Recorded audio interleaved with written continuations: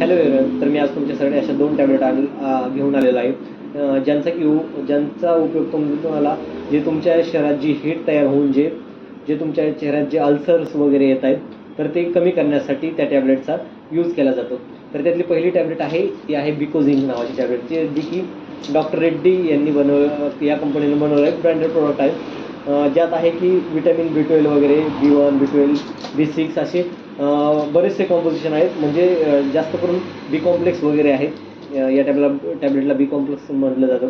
तर ही टॅबलेट तुम्ही एक टॅबलेट हे यातली आणि एक जे दुसरं आहे टॅबलेट ती म्हणजे फॉलोइट नावाची, फायझर नावाची कंपनी आहे. तर त्यांची ही फॉलोइट टॅबलेट आहे.